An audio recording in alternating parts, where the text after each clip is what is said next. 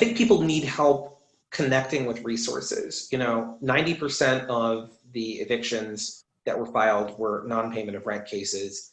And that's actually a little lower. Usually it's about 95% at a normal time. But there's a lot of cases that are kind of stuck back in the queue from the moratorium when landlords were trying to find some way to get someone out early. So they were trying to plead other things, things other than non-payment of rent that would constitute an emergency or something like that. So you saw a big spike in other types of eviction, even though they were really, a lot of them were really about non-payment of rent.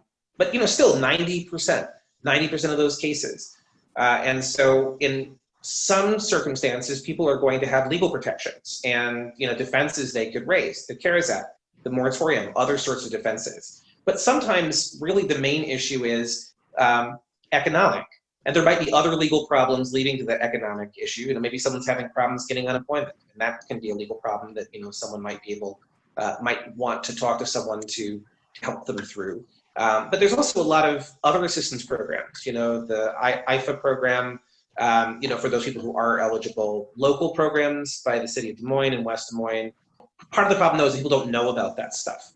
And so one of the things we've been trying to do is think of ways to connect people with the resources when they really need them, the most, and whether that is legal advice or the cash assistance that is issued by IFA or any of the sort of local programs, making sure that people who need this can get it at the time when it is most critical for them to avoid homelessness.